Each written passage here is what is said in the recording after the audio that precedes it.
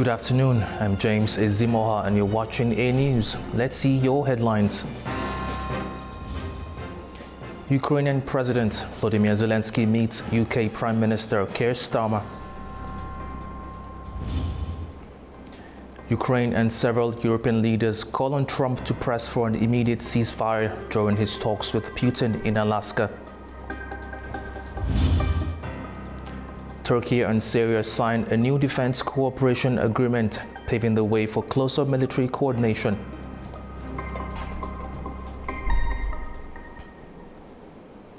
With just one day to go until Donald Trump sits down with Vladimir Putin in Alaska, Ukraine's president has been on a last-minute push to shore up European support. President Zelenskyy arrived at Downing Street in London for talks with British Prime Minister Keir Starmer. He's rallying European allies to prevent any agreement that could see Ukraine's borders redrawn in Russia's favor or make Ukraine lose territory. The visit follows virtual talks with Trump and EU leaders to set firm red lines ahead of the meeting.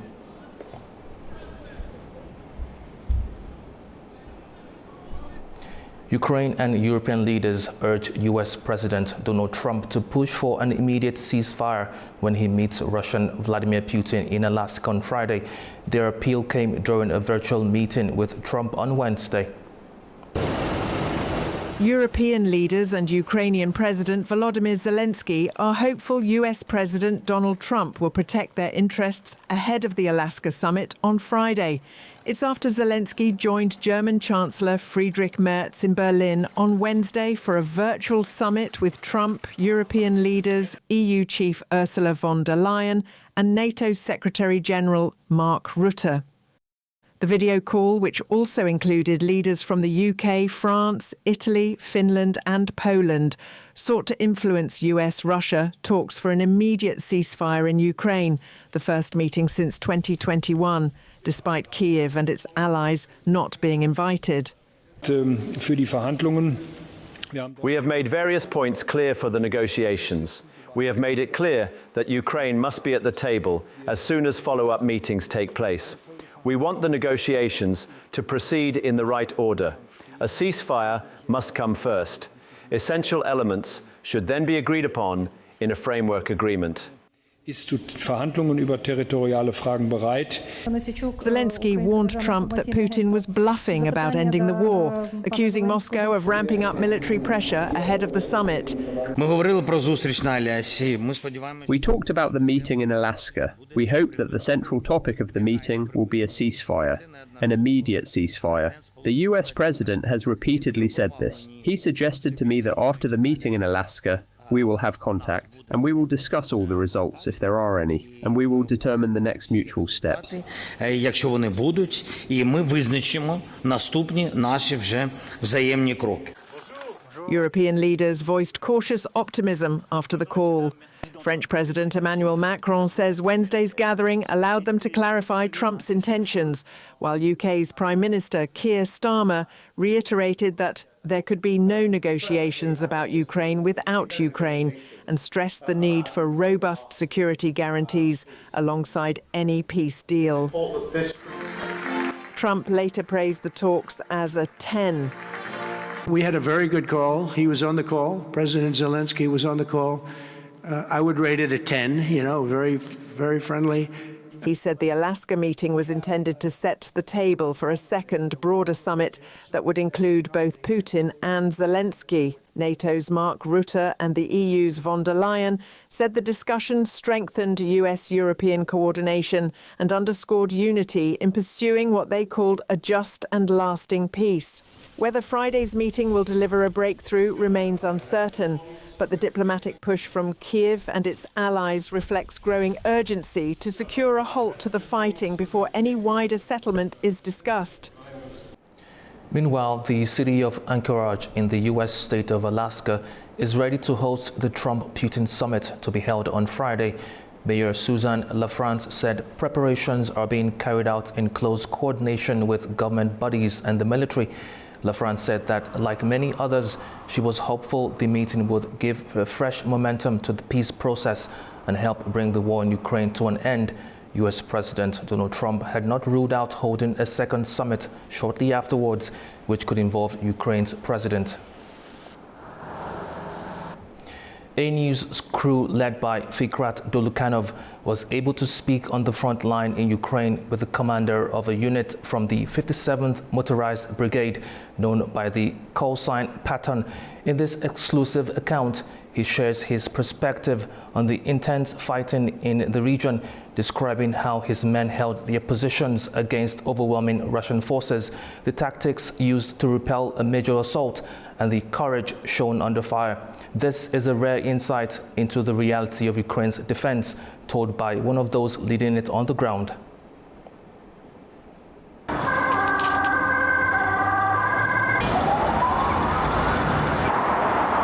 Противник не стоїть на місці, він діє по-різному, різні маневри, різні в нього.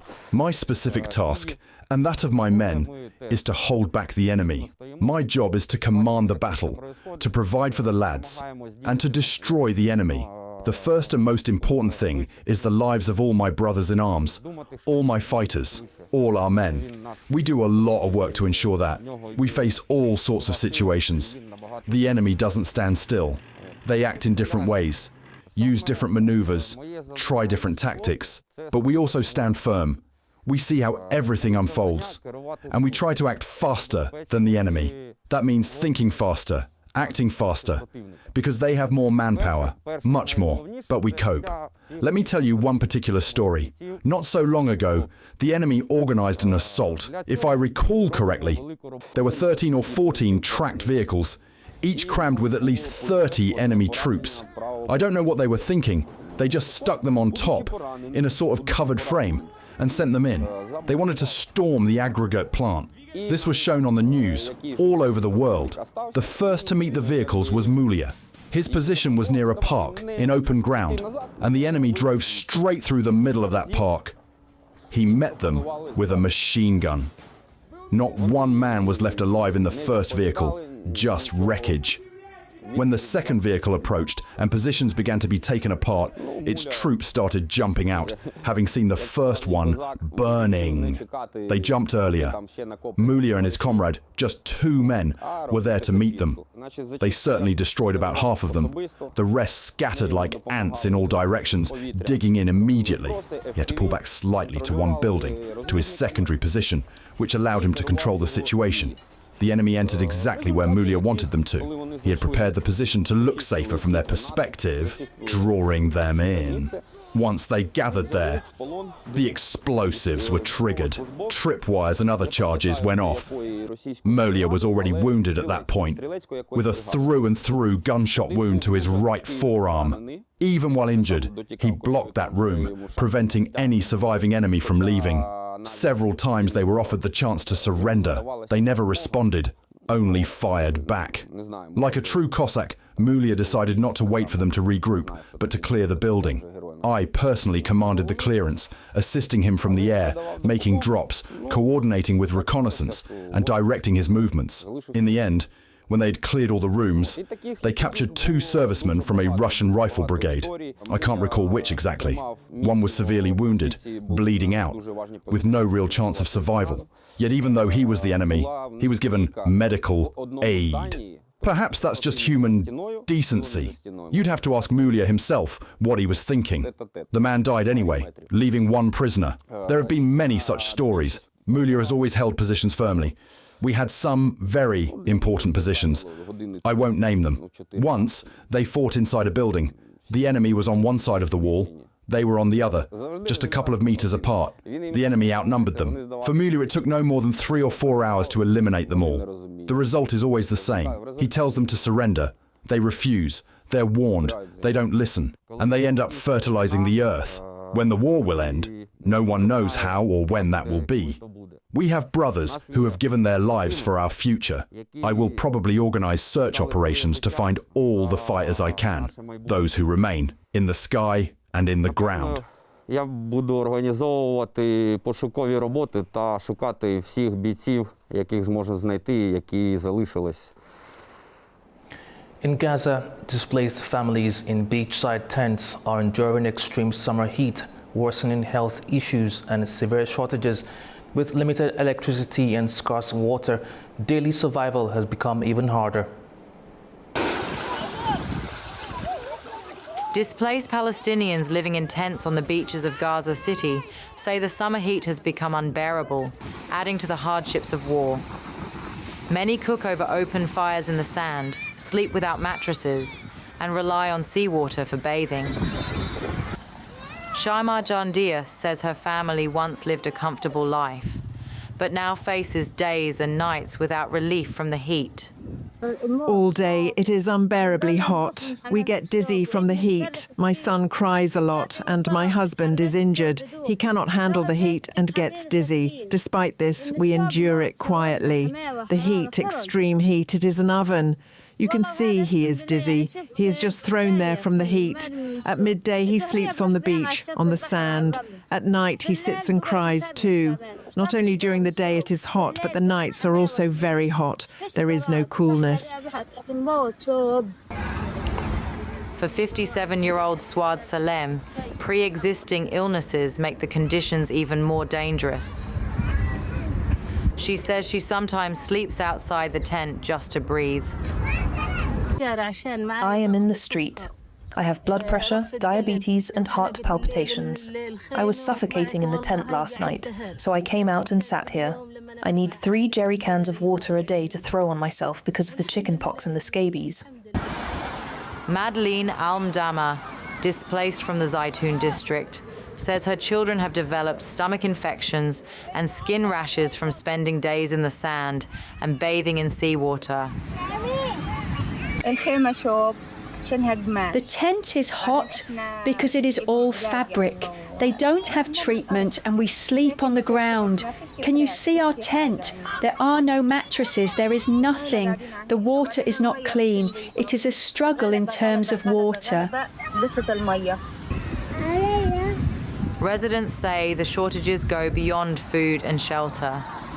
Much of Gaza's water and sanitation system has been destroyed, and electricity is scarce. Water pumps often depend on small generators, but fuel is rarely available, leaving families with little clean water for drinking or washing. Bitcoin surged to a new record, hitting around $124,000, lifted by growing expectations of Federal Reserve rate cuts and strong institutional demand. The rally gained further momentum from recent U.S. policy shifts, most notably an executive order allowing crypto in 401k retirement accounts, alongside stablecoin regulation and broader financial reforms.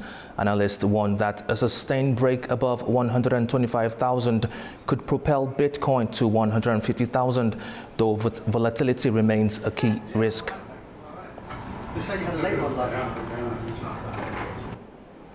We'll be back after the break to discuss the Gaza ceasefire talks. Stay with us.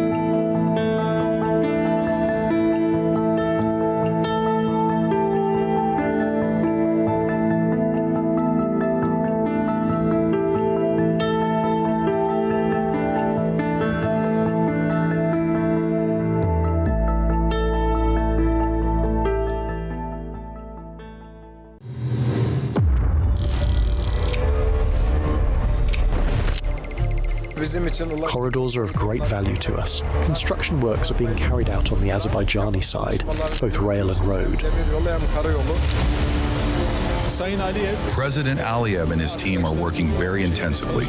We are also in close cooperation.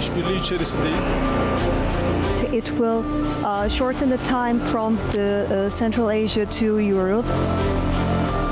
The middle corridor doesn't end here. Here, it becomes a force. This is not only about national defense. At the same time, the defense industry has now become a serious economic force.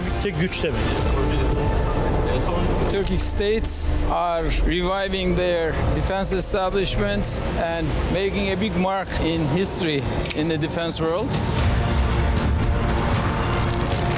When we look at Turkey's breakthroughs, defense industry and its strength within NATO, the merging of Turkey's power with that of the Turkic world means the emergence of an immense force. We focus on paradigm-shifting, innovative fields.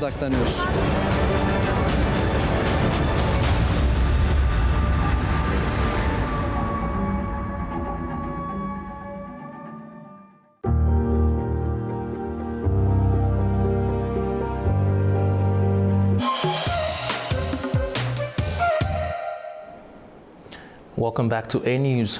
Let's begin by taking a closer look at the Prime Minister's Benjamin Netanyahu's statement, which says Gaza ceasefire talks now center on a full deal to release all remaining hostages. To unpack this development, we're joined by Gustavo de Aristegui, former diplomat from Rabat, Morocco. Thank you for joining us, Ambassador. Thank you very much for having me on the show. Thank you. Now, with representatives of Hamas negotiating in Cairo and the possible deployment of an Israeli delegation, could there be an agreement or just another Hamas ploy that ends in nothing?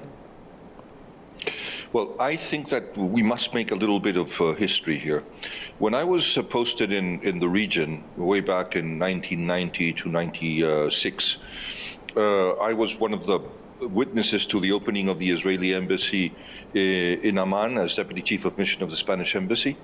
But the ploys of the Palestinian radicals are very, very well known to all of us that have been in that region for so long.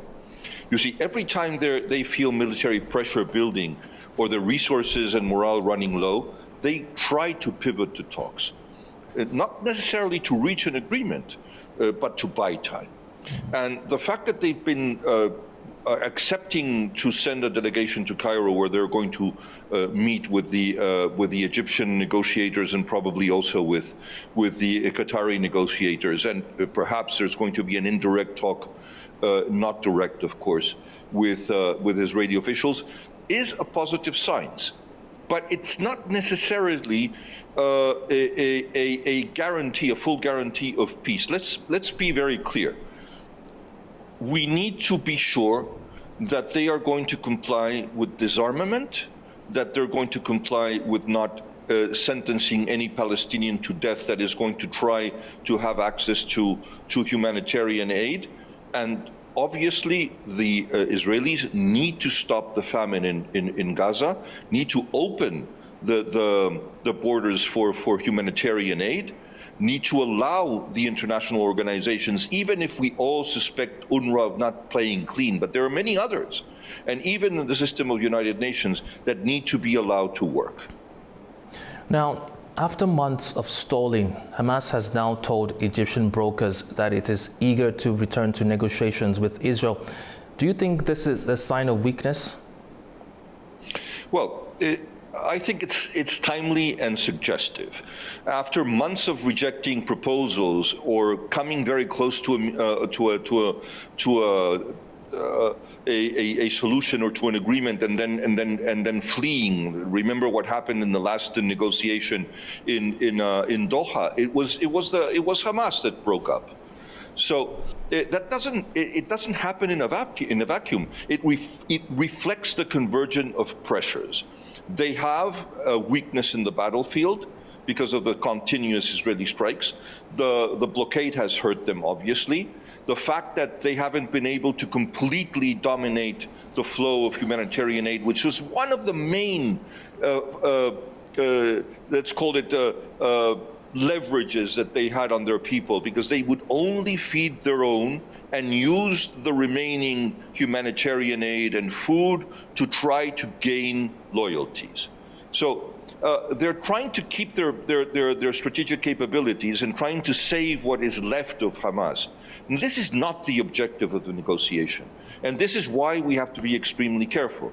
At the same time, being very firm about the need of ending the humanitarian tragedy in Gaza, because that is very obvious. As President Trump himself said, you cannot fake famine. This is a very strong statement coming from a president of the United States. But we must be very careful and cautious about the actions and the intentions of Hamas. We need to be very firm on demanding disarmament, demanding dismantlement, that they leave, and that the administration and government of Gaza be handed to the Palestinian Authority with the help of international organizations, and I would say the Arab League. Now, Netanyahu said he wants all the hostages at once, both living and dead, in exchange for an end to the war. But the question remains, will it be possible to disarm Hamas? It's a very, very pertinent question. And it can not only be done by the Palestinian Authority because they have limited means. And Hamas is a terrorist organization that had thousands of terrorists working and fighting for them. We don't know how many of those are left, but at their high point, it was about 20,000. So all of the weapons, we don't know where they've gone. And some of them are very sophisticated. They came from Iran. Not only, let's call them unsophisticated rocket launchers, but some that had GPS positioning systems to target very precisely in objectives and targets in Israel. So we need to be sure that the disarmament of Hamas is going to be full and is going to be evaluated and going to be monitored internationally. We need to decide who is going to be the monitor. It cannot only be the Israeli authorities, because this can trigger again some kind of confrontation. It cannot be the United Nations. They do not have the means, and nobody will ever accept United Nations peacekeeping forces in Gaza. That is not going to happen. We need to understand that. We need to see who is going to be acceptable to both parties. And I definitely think that I don't believe that certain, let's call it countries that have had some disagreements with Israel or with the Palestinian side are going to be acceptable to either side. So this is going to be a very complicated mix of and balance of priorities. Who are the best placed for this? In my opinion, it's the Gulf countries, it's Jordan, and it's definitely Egypt. Those are the key to peace in Gaza. Now, military leaders have already approved the plans for the conquest of Gaza. Does this leave Hamas very little room to maneuver to accept a deal? Well, the conquest of Gaza by military means and the domination, even if it is a very small place, let us not forget that Gaza is scarcely 350 square kilometers. I mean, 350 square kilometers, just for our viewers to understand, Barcelona, which is a very, I am Spanish, Barcelona, which is a relatively small city in area with a lot of dense population, 1.9 million people, well, is 900 square kilometers, okay? 900 square kilometers. 300 square kilometers is nothing, and you have 2.2 million people living there. How are you going to be able to control that? We will come to that later if you want, because we don't want to mix things. There is very strong resistance in military sectors in Israel as to the viability of the control of the Gaza Strip. This said, I still insist that the world in general, that the international community, that the Arab League, that the European Union, that the United States need to strengthen the Palestinian Authority, but with a very strict control, because the Palestinian Authority, unfortunately, is known for rampant corruption. And the aid that is going to flow through the Palestinian National Authority has to reach the Palestinian, not the pockets of the leadership of Al-Fatah or the PLO. Now, do you believe Netanyahu will give up on defeating Hamas if he receives the hostages?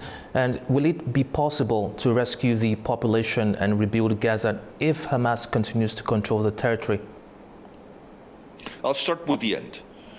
The answer to your last question, is it possible to rebuild Gaza and to make a peaceful Gaza Strip without defeating Hamas? The answer is blunt: no. No. There is no possible peace for the Palestinians and for the Gaza, the Gaza Strip inhabitants. The Gazawis are the first victim of Hamas. They are their hostages. They are their victims.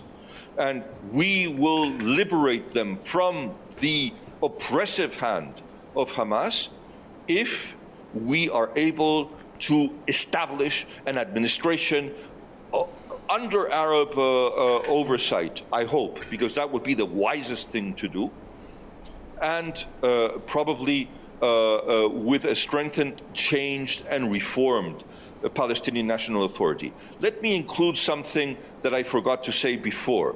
One of the countries that has excellent possibilities to be a bridge between both is Morocco, where I live, being Spanish, but I know this country very well.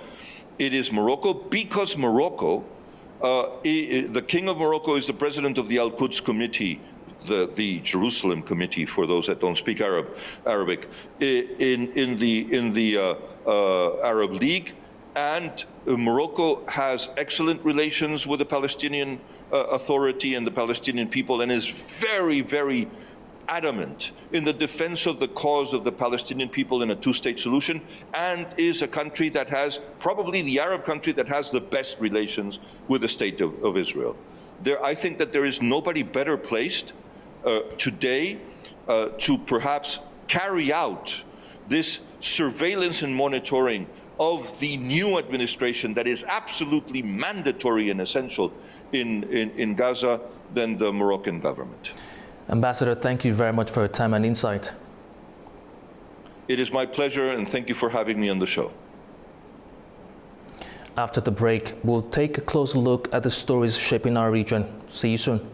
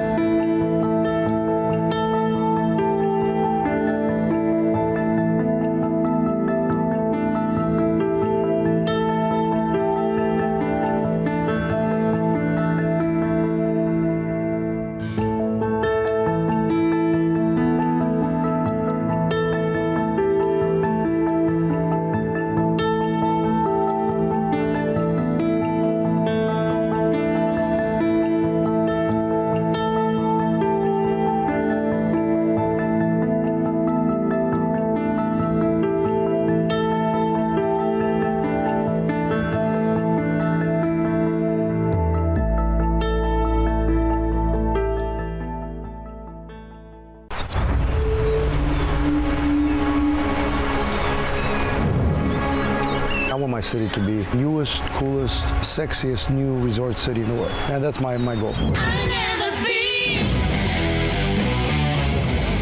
If you want to develop tourism in any country, it's going to be much easier to do it if you have casinos as part of your entertainment industry. Our casino will be the largest in Europe and 5th largest in the world.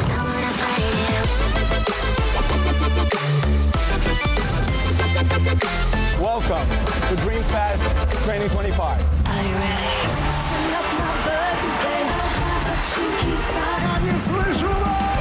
Let's go! It's on my mind. In my heart. Baku!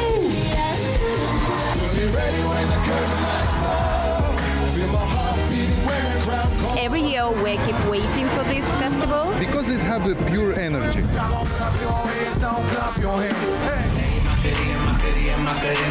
First time performing in my country, I feel amazing. I've been coming here the last 25 years. It's just wow. I love the city, I like the people. I'm so happy to be here. When I come on the stage, they will have to dance. There's a lot of cool stuff that's been done. We're going to have an amazing show.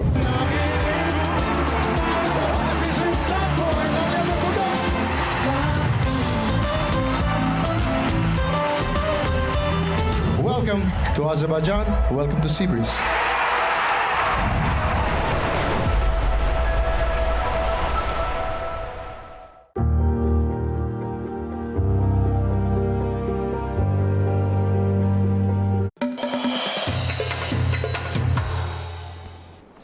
Welcome back to A News.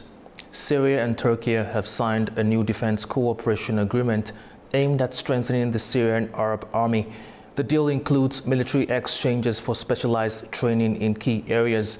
Turkey will also provide technical assistance, sending experts to help modernize Syria's command structures, weaponry, and organizational systems. Both countries emphasized their commitment to building a professional, disciplined army capable of safeguarding Syria's sovereignty.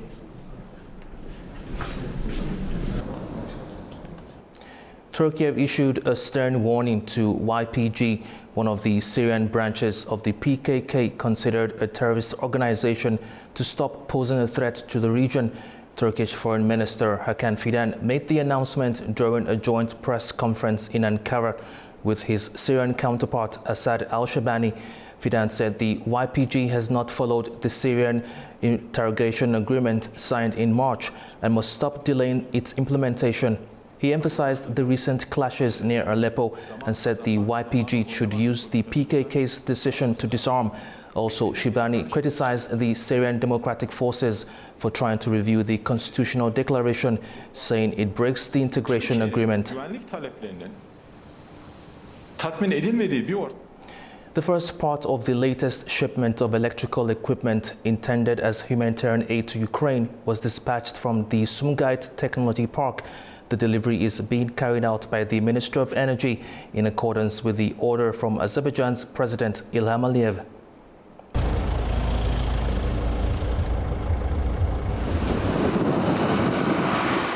Azerbaijan sends another humanitarian aid to Ukraine consisting of electrical equipment. The cargo trucks are leaving the territory of Sumgait Technology Park. This aid is part of a broader effort to restore stable electricity supply to areas affected by the ongoing conflict. In August, President Ilham Aliyev signed a decree allocating $2 million for this purpose, with funds sourced from the Presidential Reserve Fund under the 2025 state budget. The initial humanitarian aid cargo includes nearly 90,000 meters of electrical cables and wires, as well as 25 generators and 7 sets of transformers.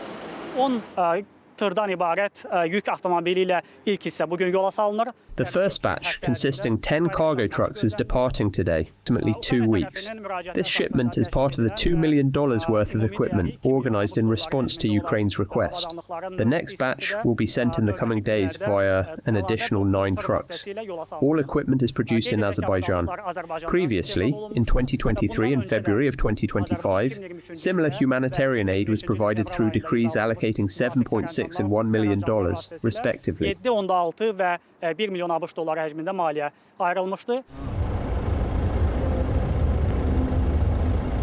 I want to say our gratitude and deepest appreciation to the President Ilham Aliyev and the government of Azerbaijan for this very important and very needed aid and support for Ukraine.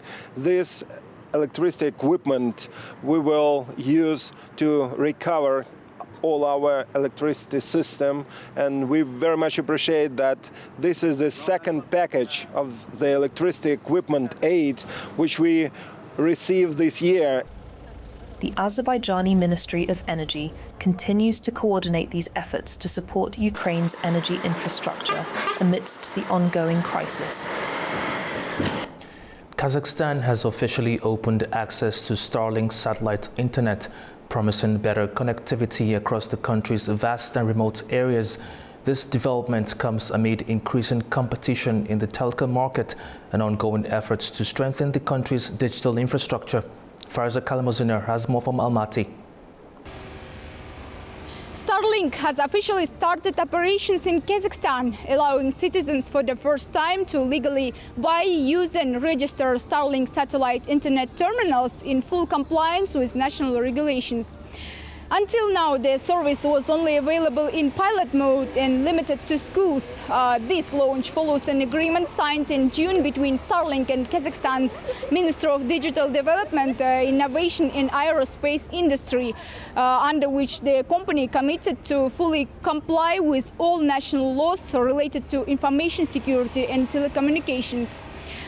Kazakhstan faces unique challenges in providing stable and high-quality internet due to its vast territory and widely spread out population. Despite having more than 30 internet providers and an internet penetration rate of nearly 93%, many people report poor service quality and limited provider options, especially in remote areas. Meanwhile, the telecom market is seeing a surge in competition. In January, Space Sail Kazakhstan Limited, a subsidiary of China's Space Sail International, was registered with a charter capital of $17 million. In February, Amazon Kuiper Kazakhstan Limited, part of Amazon's satellite project, also registered a local branch. Also, global provider OneWeb is expected to enter the market soon. Oleg Emelianov, president of the Kazakhstan Association of Communication Operators, welcomed the entry of global providers, but stressed the need to develop strong domestic operators, warning that Kazakhstan must avoid over-dependence on foreign companies, which could pose risks if access is cut off during critical times. Currently, Kazakhstan accesses the global internet primarily through Russia, with major data routes passing through Russian territory before connecting to Europe and beyond. In response to growing geopolitical concerns, Kazakhstan is developing a new infrastructure project to create an independent route across the Caspian Sea to Azerbaijan. This project aims to reduce reliance on Russia and strengthen Kazakhstan's digital sovereignty.